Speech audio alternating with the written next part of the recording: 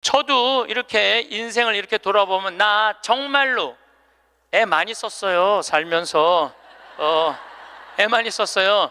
내가 처음 막 본당 신부 평택 비전동에 갔을 때 내가 본당 신부가 됐는데 주교님이 본당 분가하자마자 평택 안성 고속도로 옆에 진살이라는 동네가 있었어요. 근데 거기는 아무것도 안 들어왔어. 성당 분가하라고 명령이 떨어졌어요. 떨어졌는데 막 신설성당인데 돈이 어디 있어요. 명령은 떨어졌고. 그래서 이제 돌아가신 우리 김 신부님한테 가고, 정말로 멋있는 신부님이죠. 나 땅 사고 싶으니까 돈 좀 꿔달라고. 그래갖고 신부님이 그 자리에서 2억을 꿔주셨어요. 큰 성당에 계셨으니까. 그걸 갖고 땅을 사는데 사람들이 신부님 뭐하러 그렇게, 내가 땅을 몇 평을 샀느냐 하면 2,400평을 샀어요. 성당 터를 뭐하러 그렇게 큰 터를 사느냐. 그런데 성당 터는요, 한 번 사놓으면 1,000년이든 2,000년이든 가는 거야. 그거 뭐 300평 400평 그거 힘들게 귀양 살 거 세게. 그래서 근데 그때는 20년 전에는 땅값이 거기가 평당 16만 원밖에 안 했어요. 그러니까 2,000평 2,400평 살만 했죠.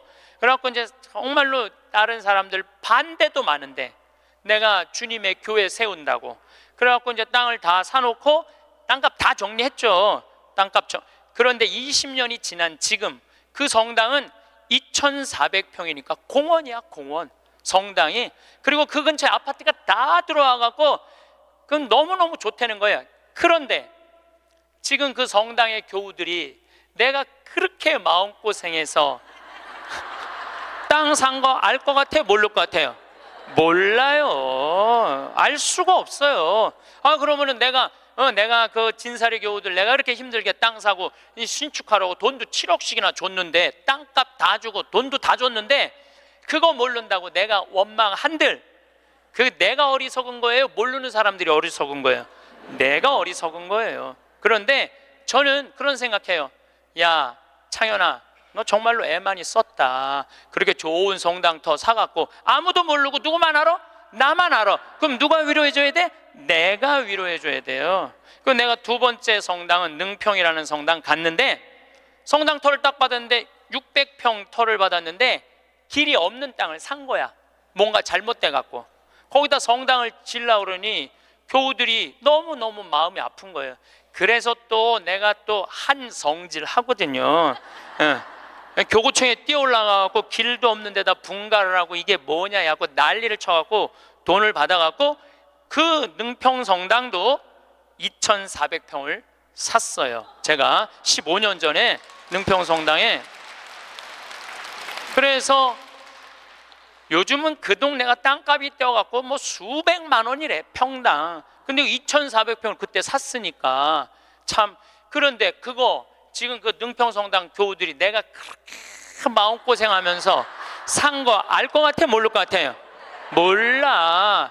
모르는데 그거 모른다고 내가 섭섭하다고 그러고 내가 고생한 거 아무도 알아주는 사람 없다고 그렇게 남 원망만 하면 내 자신이요 웃기지도 않는 거예요. 내가 하느님의 교회, 하느님의 땅, 그리고 내가 땅을 삼으로 해서 수많은 교우들이 10년, 15년 지난 그 교우들이 거기서 행복공원 같은 성당에서 사면 그걸로 됐지. 남이 굳이 알아줘야 돼? 그렇지 않아요?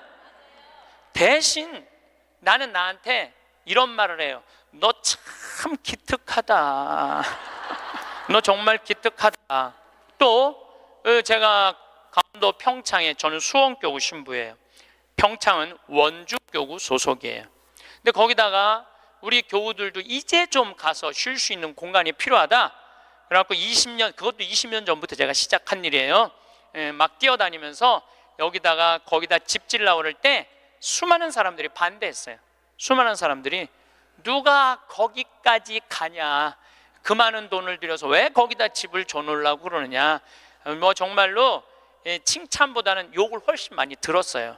근데 지금은 올 연말까지도 피정이 끝나고 내년 10월 달까지 예약이 끝났대. 내년 10월 달까지. 그러니까 이 얘기 무슨 얘기냐 하면 교우들이 이제는 쉬고 싶은 거야. 쉬고 싶은데 그런 쉴 수 있는 공간이 필요하다는 거를 나는 아는 거고 내가 느낀 거야. 아무도 칭찬해 주는 사람 없고 함께 해주는 사람 없어도 내가 열심히 해갖고 우리 교우들한테 휴식 공간을 제공해 줬어요. 제공해 줬으면은 그걸로 족한 거야. 남이 나를 알아주지 않아도 스스로 원망하지 않고 그걸 즐길 줄 아는 사람이, 이 공자님이 그런 사람이 군자라고 그래요. 저는 뭐 군자까지는 아니더라도, 제가 지난 3월 달에 대구에 강의를 갔어요. 근데 거기 본당 신부님이 프란치스칸이었어요. 프란치스칸. 오늘처럼 날씨가 엄청 추웠어요. 근데 신부님이 맨발로 다니더라고. 양말을 안 신고 맨발로.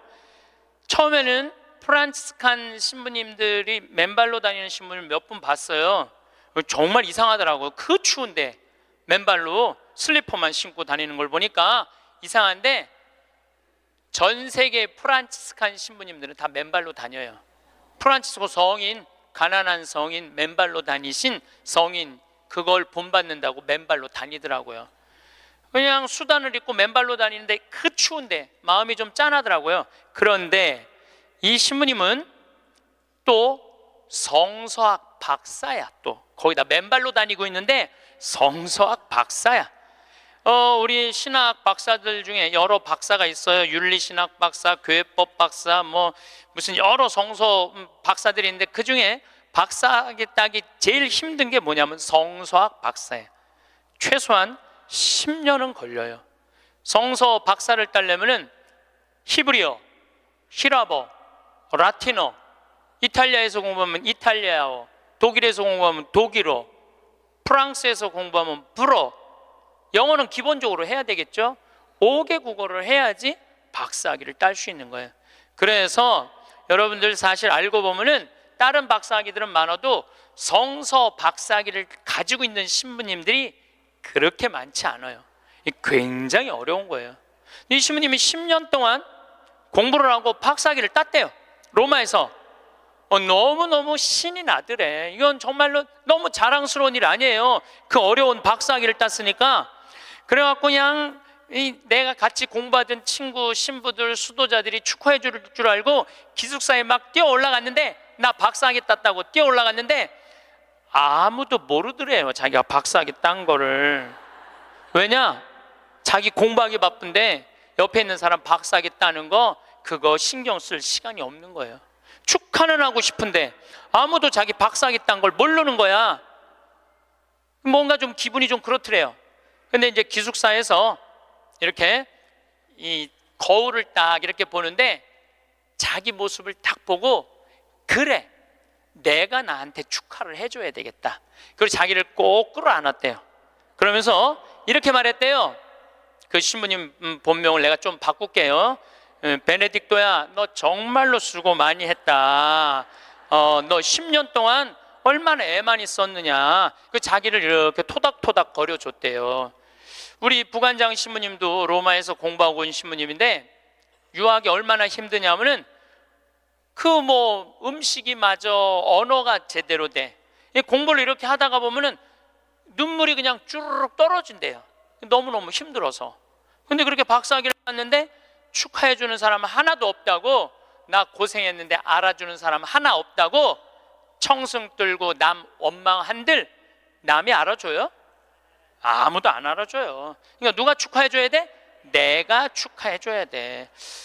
여러분들도 마찬가지예요. 여러분들도 6.25 전쟁 끝나고 난 다음에 똥구녕이 찢어지도록 가난한 시절에 그 힘들게 살아가면서 월세 살면서 정말 돈 아껴갖고 전세로 가고 지금 이렇게 살기 좋은 아파트에 살면서 그 자식들 조금 편안하고 안락하고 쾌적한 데서 좀 살게 해주려고 평생을 애를 썼는데 자식들이 아무도 몰라줘. 그러면은 나 6.25 전쟁 끝나고부터 고생한 거 일일이 매번 얘기해 주면은 그 사람들이 좋아할 것 같아요? 지겨워할 것 같아요? 지겨워해요. 누구만 만족하면 돼? 나만 만족하면 돼요. 그래서 여러분들도 오늘 이후부터 주위 사람들한테 인정받으려고 하거나 이해받으려고 애쓰지 마세요. 누가 이해해주면 돼? 내가 이해해주면 돼. 누가 인정해주면 돼? 내가 인정해주면 돼. 얼마나 속이 편하네요. 그렇죠? 네. 그러니까 나한테 잘해줄 수 있는 사람은 이 세상에 누구밖에 없어? 나밖에 없는 거야. 나밖에. 여러분들, 이 세상에서 나 자신을 가장 잘 알고 이해할 수 있는 사람은 누굴까요?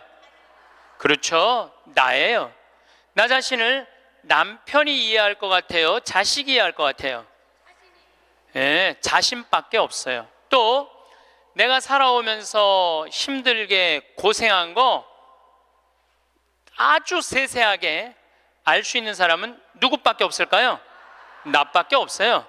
그런데 내가 고생하고 내가 마음고생하고 힘든 거 산 거 모르는 남편이 나한테 잘해주겠어요? 자식이 나한테 잘해주겠어요? 잘해줄 사람은 아무도 없어요. 이 세상에서 나한테 가장 잘해줄 수 있는 사람은 나밖에 없어요. 나밖에. 그런데 남편이 잘해주지 않는다고, 자식이 잘해주지 않는다고 계속 원망만 하는 이런 사람들은 어리석은 사람들이에요. 그러니까 오늘 이후부터 여러분들 남편이 잘해줄 때까지 기다리지 말고, 자식이 잘해줄 때까지 기다리지 말고, 누가 자신한테 잘해주면 돼? 내가 나한테 잘해주면 돼요. 간혹 이런 사람들이 있어요. 나는 남편 판검사 만든다고, 남편 의사 만든다고, 남편 출세시킨다고, 자식 공부시킨다고 내 인생을 다 걸었는데 남편이 그런 공로 모르고 자기가 출세하고 돈 벌고, 그러니까 이게 정신 못 차리고 바람 피고, 자식은 또 이 여우 같은 며느리 하나 얻더니 엄마 고생한 것도 모르고 며느리년한테 미쳐갖고 그냥 엄마 쳐다도 안 보면, 이런 분들이 이런 얘기를 해요. 나 인생 헛살았다. 나 인생 내 모든 걸 걸었는데 남편도 나를 몰라주고 자식도 나를 몰라주고 나 인생 헛살았다. 이렇게 말하는 분들이 있는데, 오늘 이후부터 모두 걸지 마세요. 오늘 이후부터 반만 거세요. 반만. 남편하고 자식들, 주위의 친지 형제들 위해서 반만 거세요. 반은 누굴 위해서 남겨놔야 돼? 나를 위해서 남겨놔야 돼요. 왜냐? 내가 껍데기로 사는 한 아무리 남편이 출세하고 아내가 뭐 행복하고 자식이 잘 돼도 다 소용없어요. 그런데 30살서부터 60살까지 30년 동안 여러분들이 시집 와서 밥하고 빨래하고 청소하고 애 낳고 애 키우는 가사 노동비를 계산하면 한 달에 얼마치 일을 하시느냐 하면은 350만 원어치 일을 하는 거래요. 그럼 30년 동안 여러분들 시집 와갖고 그렇게 일을 했으면 여러분들 남편하고 자식들한테 여러분들은 얼마를 청구할 수 있느냐면 10억 5천만 원을 청구할 수 있는 거. 10억 5천만 원어치 일했으니까 내놓으라고. 그러니까 여러분들은 지금 결혼 생활 30년 하신 분들은 적어도 10억 원어치 일을 하신 분들이야. 수원에서 아주 재미난 일이 있었어요. 무슨 일이 있었느냐 하면, 한 성당에서 한 상임위원이 교우들을 꼬신 거야. 어떻게 꼬셨느냐면, 나한테 돈을 맡기면은 15% 이자를 주겠다고. 그래서 한 성당에서 교우들이 1억도 갖다 맡기고 5천만 원도 갖다 맡기고 그런 거예요. 근데 여러분들, 요즘 법정 이자가 1.25%예요. 법정 이자가 1.25%인데 15%를 준다는 거는 이건 사기야. 100% 사기라고 보시면 돼요.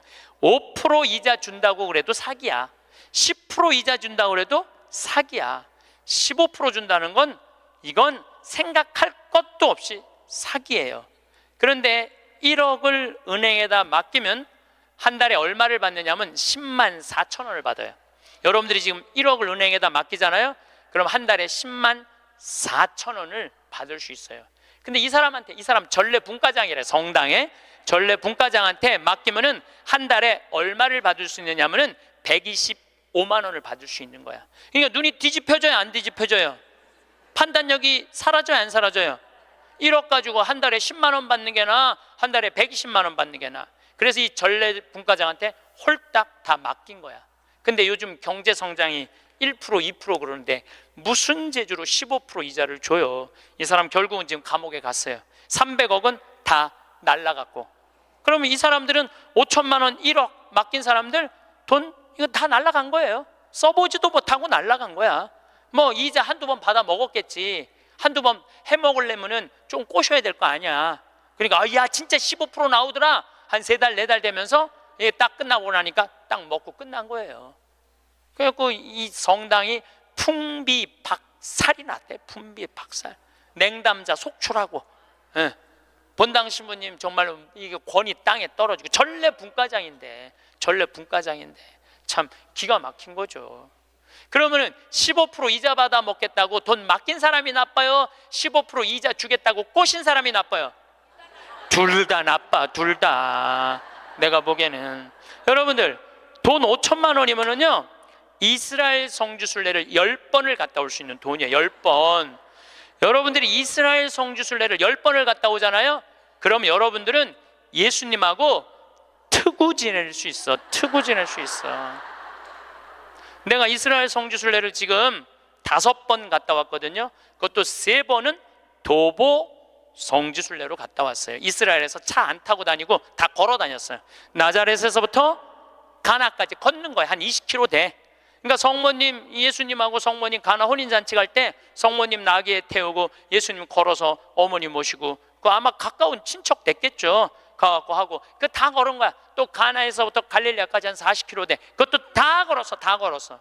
이게 걸어보니까요 성서 말씀이 거의 튀어나와 나한테. 너무너무 좋더라고요. 5번 걸어보니까 예수님하고 나는 지금 어떤 상태냐면 거의 틀라고 그래 지금. 거의 틀라고 그래. 예수님하고 거의 틀라고 그래. 근데 성서강이라면서 병 고치는 얘기를 하는데 나는 치유의 은사가 없다. 고민을 했어요. 기도를 했어요. 하느님 뭔가 좀 치유를 하고 싶은데 이게 손에서 뭐가 나와야지 이게 치유를 해줄 거 아니냐. 그랬더니 하느님이 하시는 말씀이 꼭 네 손으로 해야 되느냐. 네 손으로. 의사 손 빌리면 안 되느냐. 그래갖고 내가 가톨릭 의료원에 연락했어요. 빈센트 병원에 연락해갖고 뭐라고 그랬냐면은 정말로 수술하면 꼭 나을 수 있는데 돈이 없는 사람 나한테 연락해라. 그래갖고 강의 끝나고 난 다음에 강의로 기분 좋으면은 강사료 다 내라. 한 600명 들어오는 데니까 한 600만 원 모아지겠지.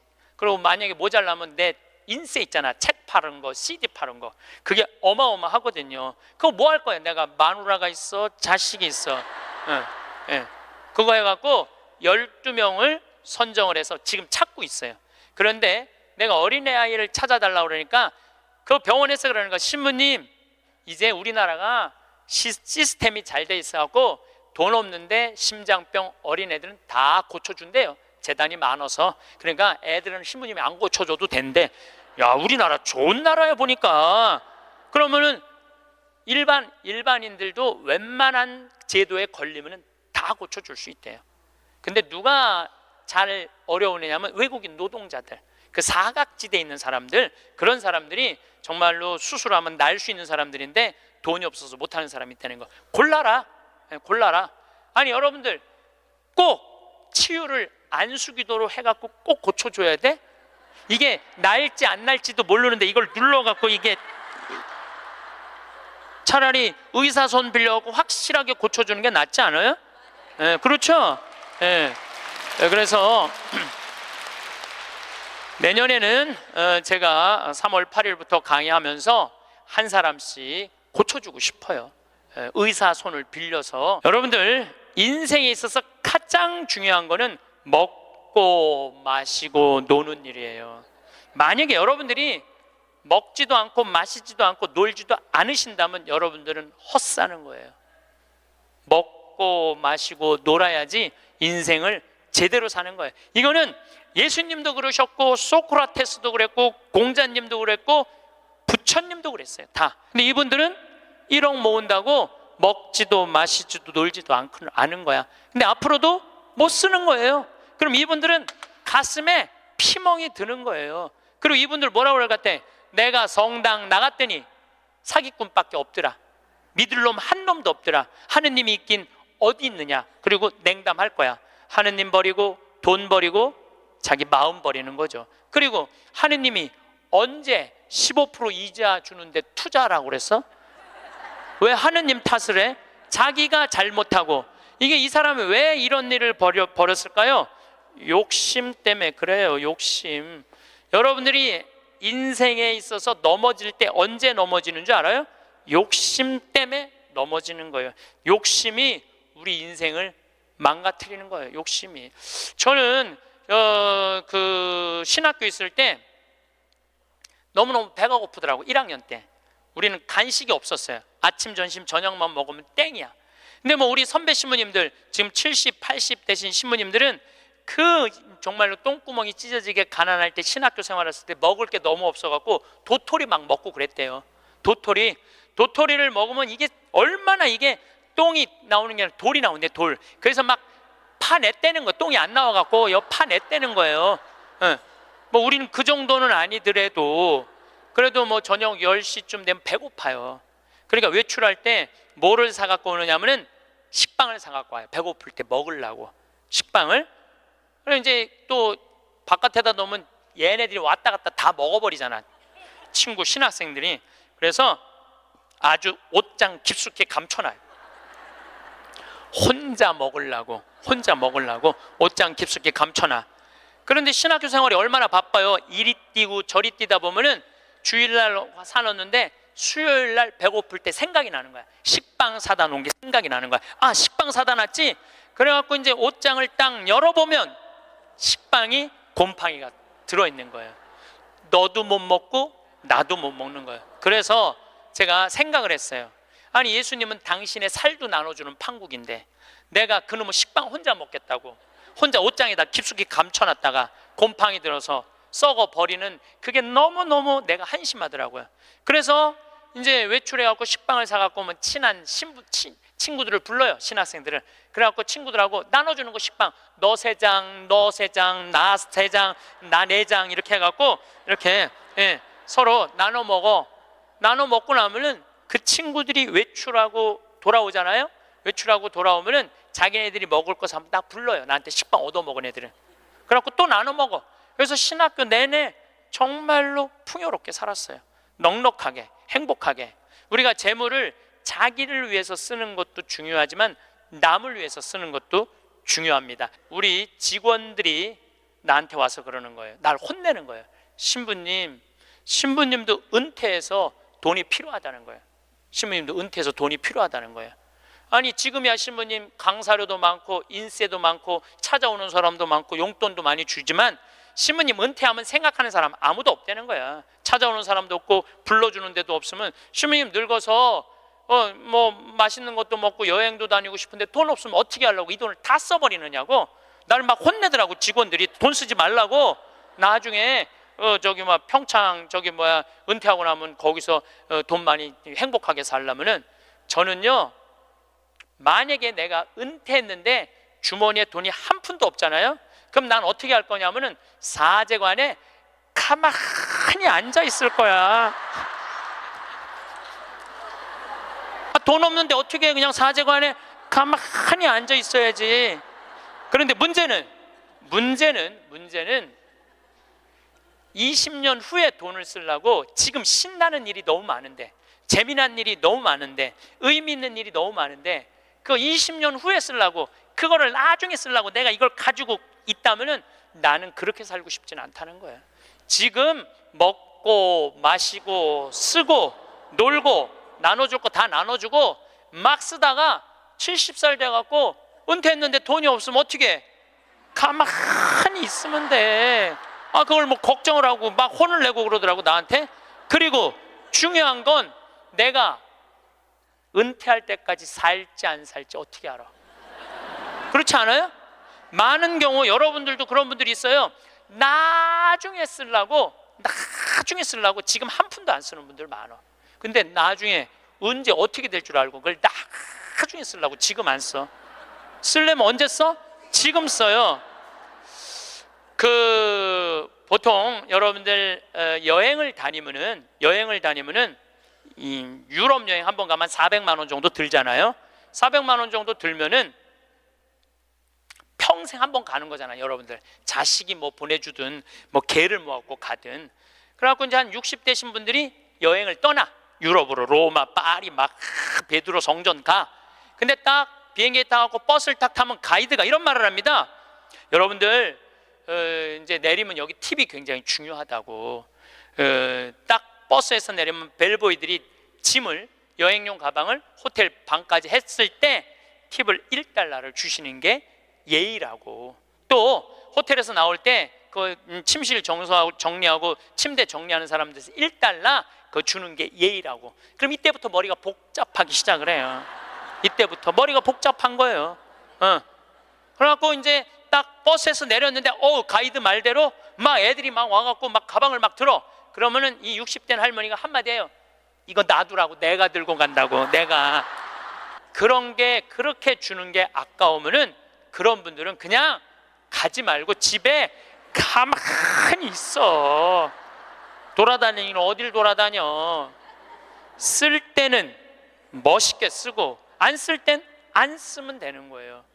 제가 이번에 여름에 미국을 갔다 왔어요. 근데 미국을 갔는데 나한테 정말로 잘하는 형제들이 몇 있어요.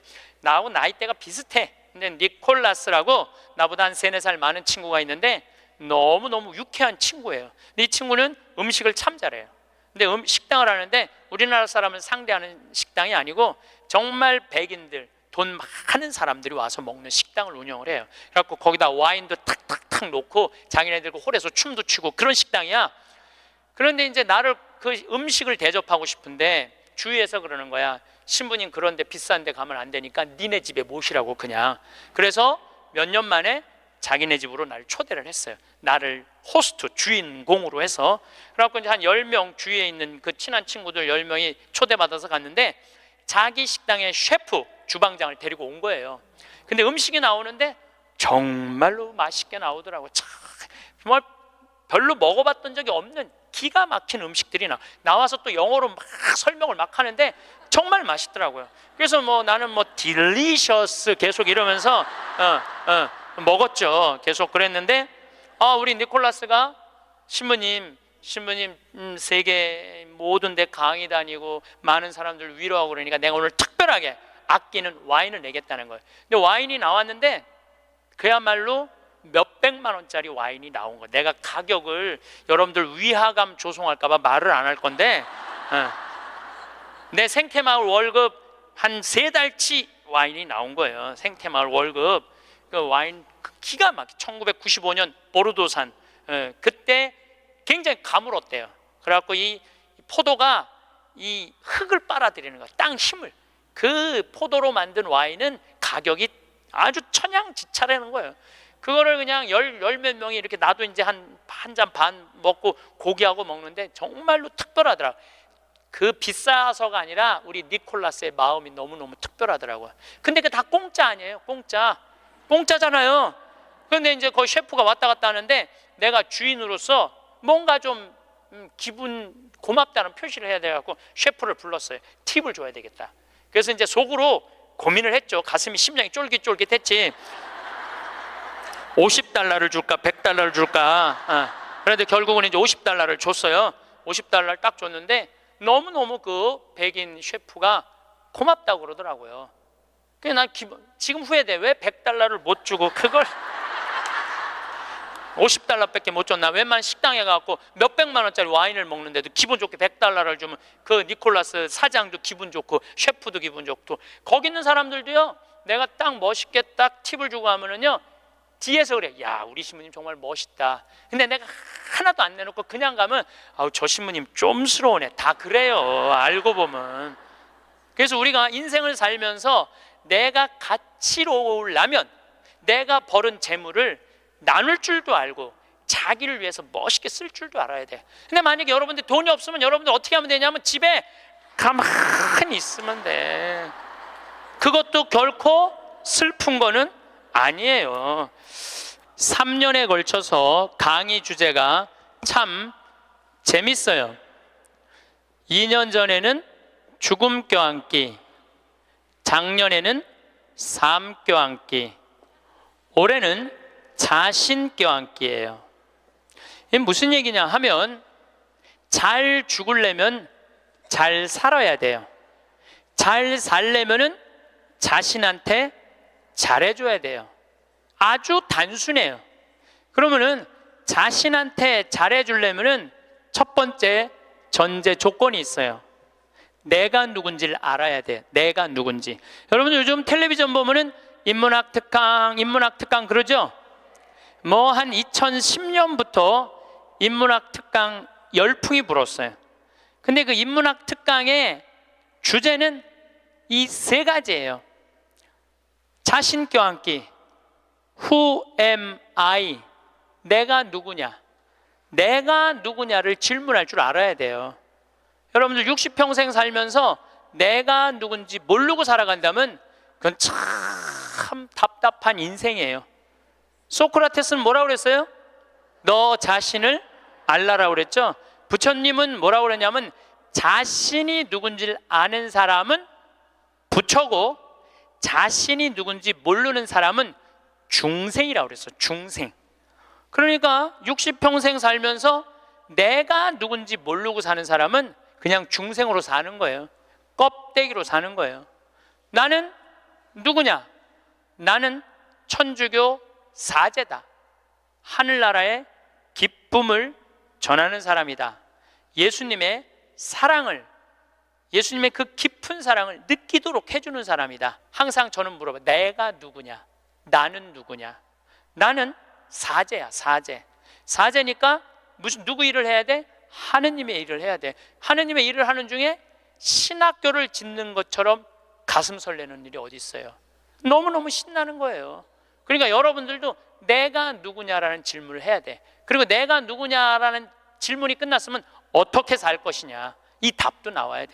그리고 중요한 거는 어떻게 죽을 것이냐, 이게 중요해요. 여러분들, 내가 어떻게 죽을 것, 죽는 것도 시나리오가 필요하다니까요. 죽는 것도 내가 어떻게 어떤 과정으로 죽을 것이다, 시나리오가 필요해요.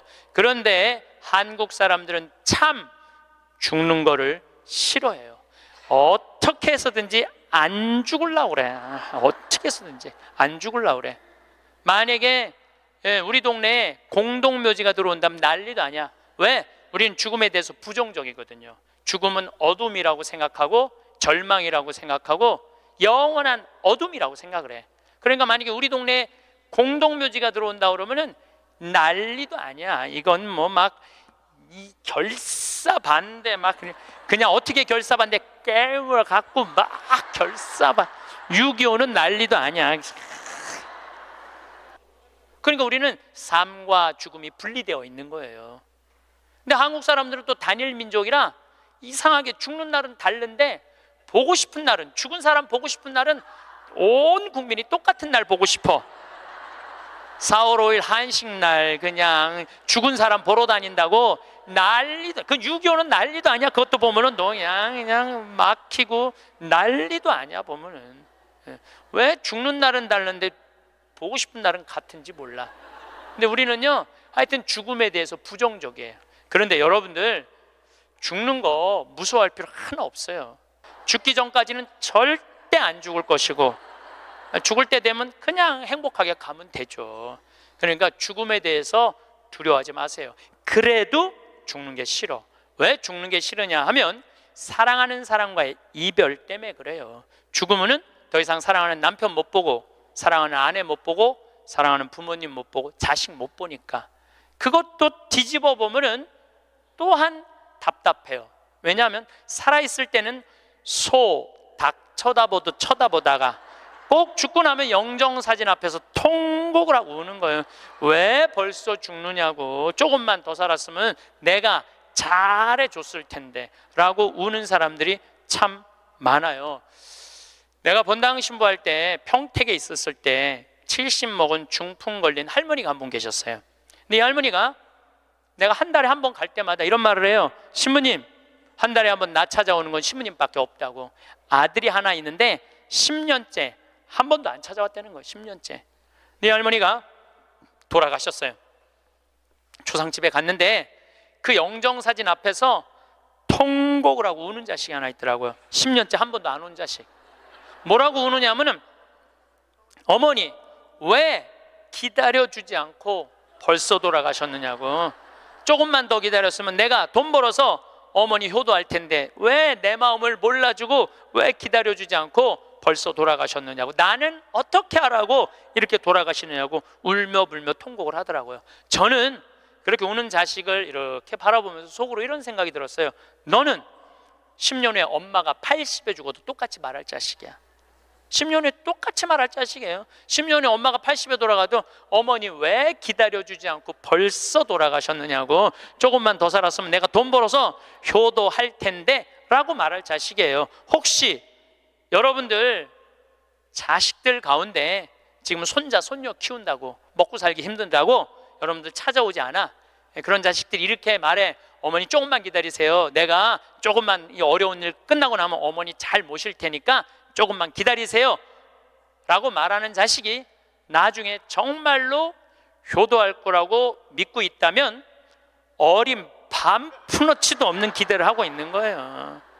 지금 효도하지 않는 자식은 나중에도 효도하지 않아요. 그러니까 잘해주려면 언제 잘해줘? 지금 잘해줘요. 혹시 여러분들 남편들 가운데 술 좋아하는 남편이 있어. 근데 술 먹고 결국은 술 때문에 죽었어. 그러면은 그 남편 앞에서 이렇게 우는 자매들이 있어요.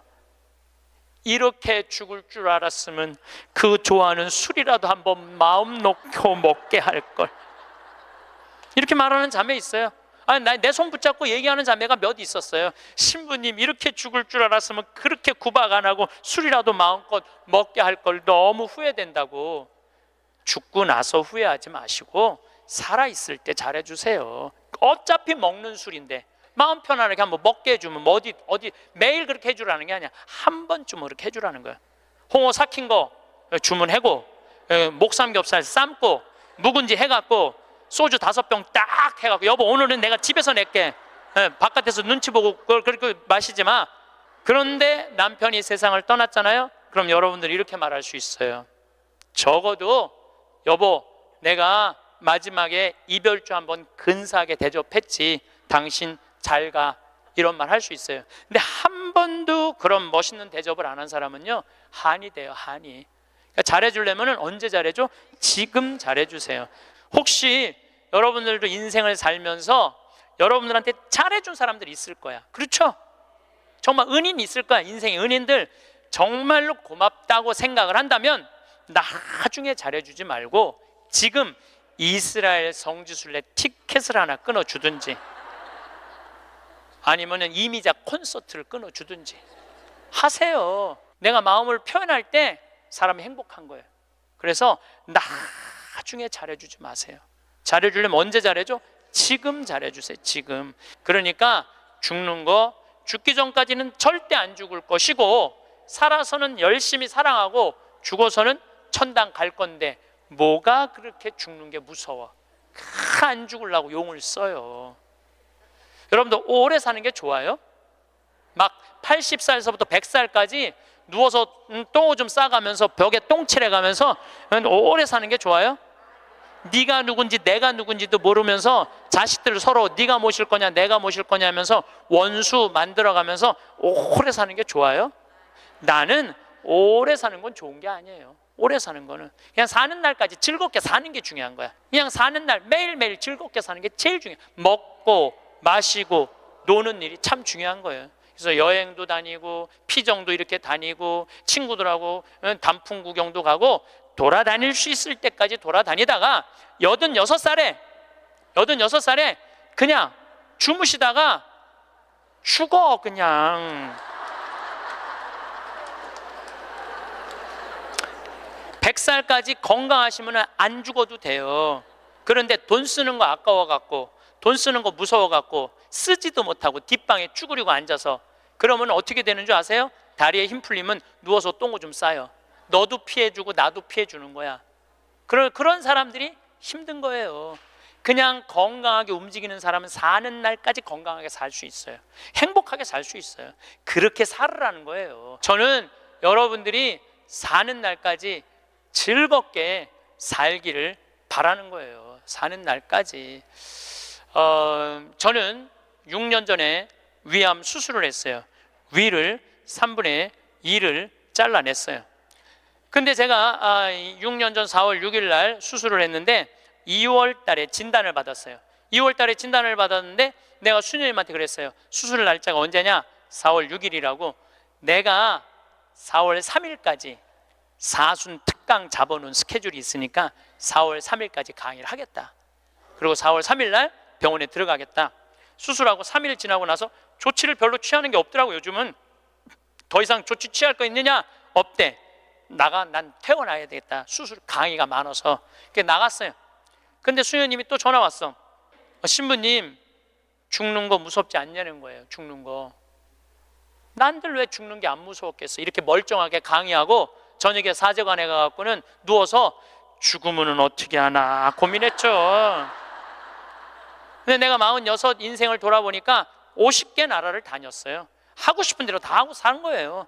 그리고 2개 본당 신부, 평택 비전동, 경기도 광주 능평 본당 신부 하면서 교우들 원 없이 사랑했고 사랑받았고, 또 평창에 들어와서 생태마을 꾸며서 수많은 정말 외롭고 힘든 사람들 와서 행복 느끼고 삶이 변하고, 뭐 우리나라 교우들만 와 전 세계에 있는 우리 교우들도 많이 오고, 우리 천주교 신자만 와 개신교, 불교, 비신자들도 많이 와서 행복을 느끼고, 이러면 됐지. 그냥 떠나도 되겠더라고요. 딱 마음에 하나 걸리는 게 있었어요. 부모님 앞서가는 거. 불효 중에 최고의 불효는 뭐예요? 부모님 앞서는 거예요. 나는 우리 어머니 아버지가 너무 오래 살아. 죽고 싶어도 부모 때문에 못 죽어. 죽고 싶어도 부모 때문에 못 죽어요. 그래서 전 수술할 때까지 집에 안 알렸어요.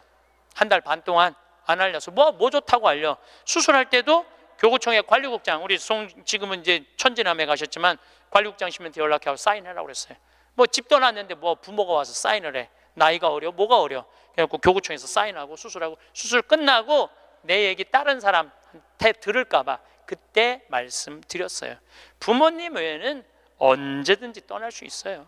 여러분들도 떠날 준비를 하셔야 돼요. 그래서 여러분들, 제가 요즘 이 강의 때문에 자료를 좀 보니까 참 중요한 얘기예요. 여러분들 자식들하고 나 의식이 없으면은 어떻게 하라고 얘기해 줘야 돼요. 이따가 죽었어. 그러면은 어떤 자식은 수술을 해야 된다, 어떤 자식은 그냥 놔두자 이러면서 자기네들끼리 또 싸워. 그래서 아까 말씀드렸듯이 죽음에는 시나리오가 필요해요.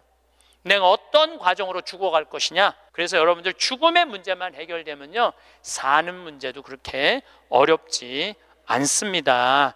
제가 마지막 아름다운 노년을 위해라는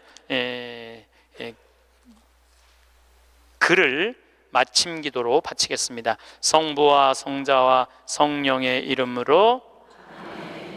우리는 살아오다 어느 날 문득 노년을 보내고 있는 자신을 발견하게 된다.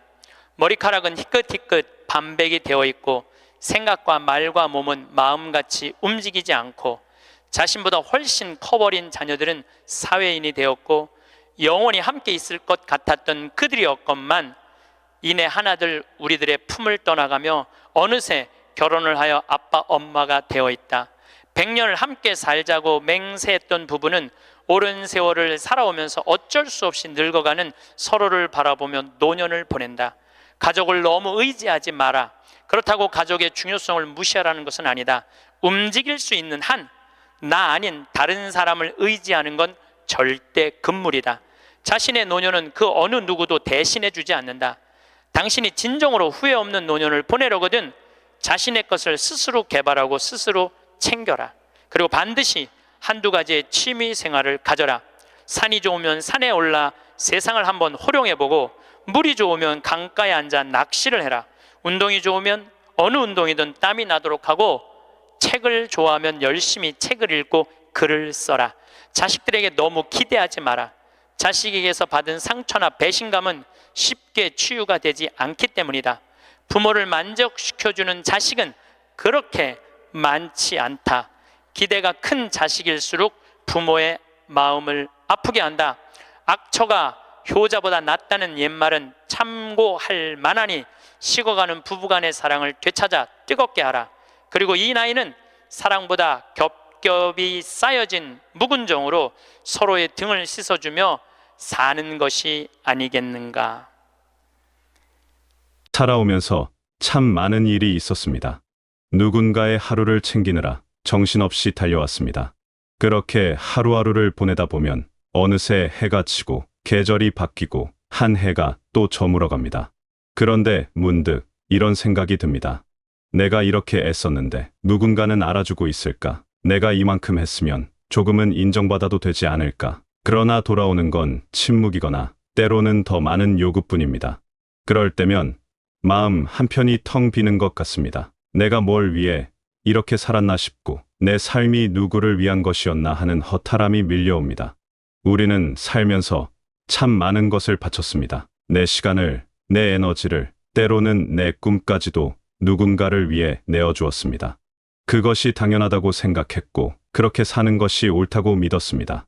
하지만 어느 순간부터 마음 한구석이 무너지기 시작합니다. 내가 이만큼 했는데 왜 아무도 몰라주는 걸까? 내가 이렇게 희생했는데 왜 아무도 고맙다는 말 한마디 없는 걸까? 그런 생각들이 쌓이고 쌓여 결국 마음은 지치고 맙니다. 그래서 이제는 생각합니다. 이제는 타인의 시선이 아니라 내가 나를 안아줄 때가 되었다고 말입니다.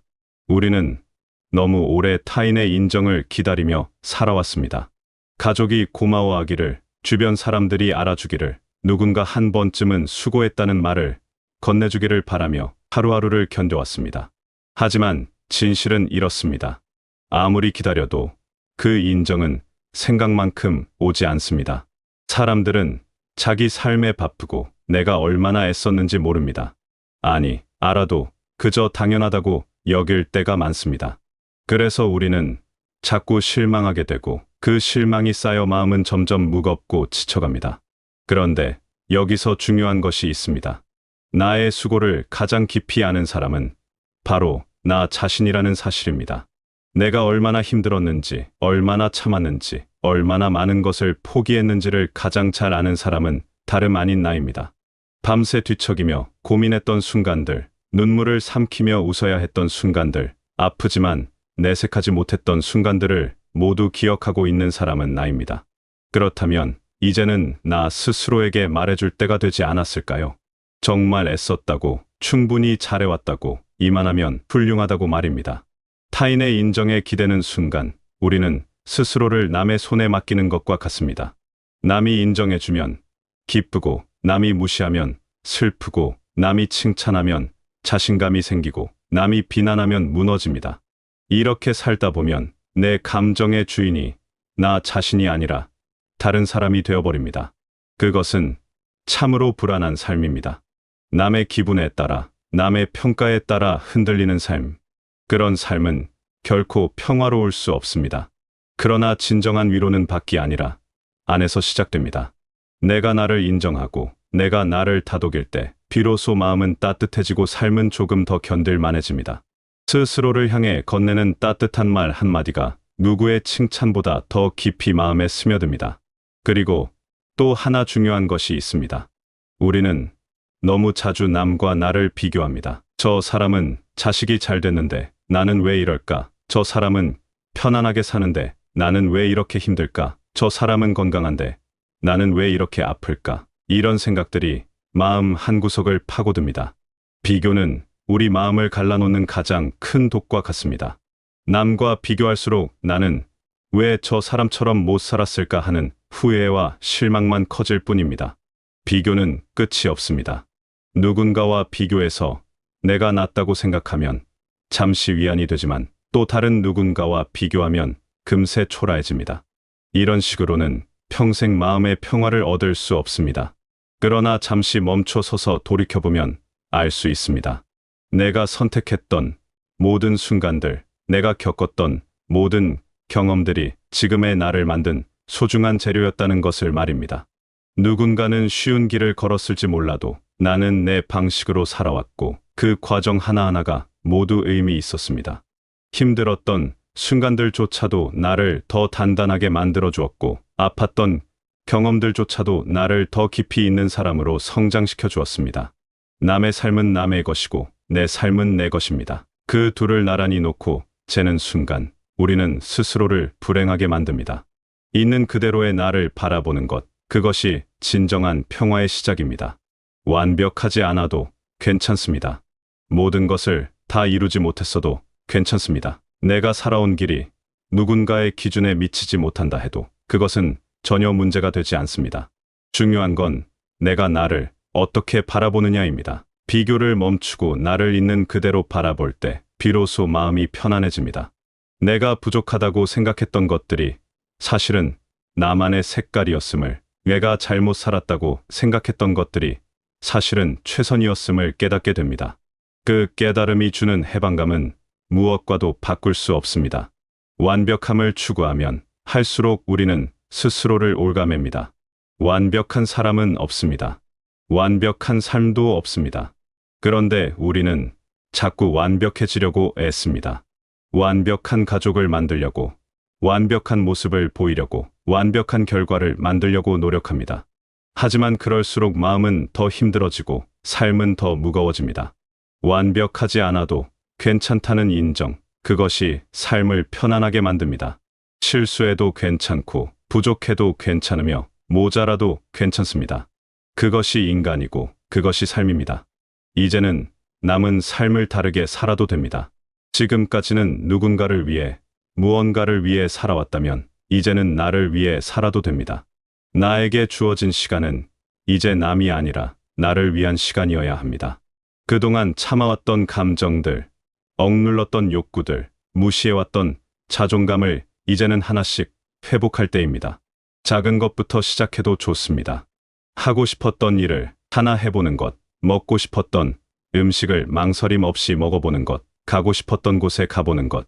그런 작은 선택들이 모여 나를 응원하는 삶이 됩니다. 그리고 그 과정에서 스스로를 칭찬하는 습관을 들여야 합니다. 오늘 뭔가를 해냈다면 작더라도 스스로에게 말해주는 것입니다. 잘했다고, 괜찮다고, 충분하다고 말입니다. 우리는 남을 칭찬하는 데는 익숙하지만 나를 칭찬하는 데는 너무 인색합니다. 나에게는 왜 그렇게 엄격하고 남에게는 왜 그렇게 관대한지 모르겠습니다. 이제는 그 순서를 바꿔야 합니다. 나에게 먼저 관대하고, 나에게 먼저 칭찬하고, 나에게 먼저 따뜻한 말을 건네야 합니다. 그것이 나를 응원하는 삶의 시작입니다. 남이 뭐라 해도 내 삶의 방향은 내가 정하는 것입니다. 누군가 이래라 저래라 해도 그것이 내 마음과 맞지 않는다면 따르지 않아도 됩니다. 내 삶은 내가 주인입니다. 그 사실을 다시 한번 명확히 할 때 비로소 우리는 자유로워집니다. 물론 쉽지 않습니다. 평생 남을 먼저 생각하며 살아온 사람에게 갑자기 나를 먼저 생각하라는 말은 어색하고 낯설게 느껴질 수 있습니다. 하지만 연습이 필요한 것일 뿐입니다. 조금씩 천천히 나를 향해 마음을 돌리는 연습. 그것이 쌓이면 어느새 삶의 무게가 가벼워진 것을 느낄 수 있습니다. 나를 위한 삶이란 거창한 것이 아닙니다. 매일 아침 일어나서 오늘은 내가 무엇을 하고 싶은지 생각해보는 것, 내 감정에 솔직해지는 것, 내가 싫은 것은 거절하는 것, 내가 좋은 것은 받아들이는 것. 이런 작은 것들이 모여 나를 위한 삶이 됩니다. 남의 기대에 맞추느라 내 마음을 속이지 않는 것, 남의 평가를 두려워하지 않는 것, 내 선택을 믿는 것. 그것이 바로 나를 응원하는 삶입니다. 돌이켜보면 내 삶의 가장 든든한 편은 결국 나였습니다. 힘들 때 나를 일으켜 세운 것도 나였고, 슬플 때 눈물을 닦아준 것도 나였으며, 포기하고 싶을 때 다시 한번 해보자고 다짐한 것도 나였습니다. 그렇게 나는 나 자신과 함께 여기까지 왔습니다. 그 사실만으로도 충분히 감사할 일입니다. 지금까지 살아온 길을 인정하고 스스로에게 감사할 때 우리는 비로소 진정한 평화를 느낄 수 있습니다. 남이 몰라줘도 괜찮습니다. 내가 나를 알아주면 충분합니다. 남이 인정하지 않아도 괜찮습니다. 내가 나를 인정하면 그것으로 충분합니다.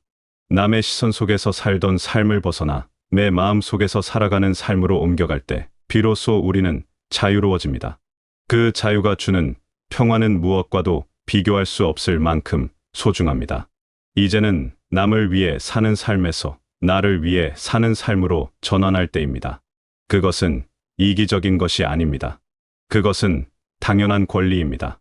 나를 사랑하고 나를 돌보는 것은 누구에게나 필요한 일입니다. 우리는 그동안 그 일을 너무 소홀히 해왔습니다. 이제는 나에게 집중할 때입니다. 나를 위해 시간을 쓰고, 나를 위해 에너지를 쏟고, 나를 위해 선택하는 것. 그것이 앞으로 살아갈 삶의 방향이어야 합니다. 그렇게 살아갈 때 삶은 더 가볍고 자유로워집니다. 더 이상 남의 눈치를 보지 않아도 되고, 더 이상 남의 기대에 맞추지 않아도 되며, 더 이상 남의 인정을 기다리지 않아도 됩니다. 그저 나로 존재하는 것만으로 충분합니다. 내가 나를 사랑하고, 내가 나를 존중하고, 내가 나를 아끼는 것. 그것이 가장 중요한 일입니다. 그 일을 해내는 순간 우리는 진정으로 행복해질 수 있습니다. 여러분은 지금까지 정말 잘 살아오셨습니다. 그 누구도 인정하지 않더라도 여러분 스스로는 그 사실을 알고 계셔야 합니다.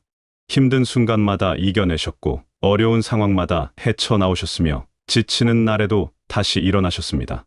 그 모든 것이 대단한 일입니다. 이제는 그 수고로움을 스스로에게 인정해 주시고, 스스로를 향해 따뜻한 말을 건네주시길 바랍니다. 여러분은 충분히 잘하고 계십니다. 그리고 앞으로도 여러분은 여러분 자신의 가장 든든한 응원자가 되어 주시길, 가장 따뜻한 위로자가 되어 주시길, 가장 확실한 편이 되어 주시길 바라겠습니다.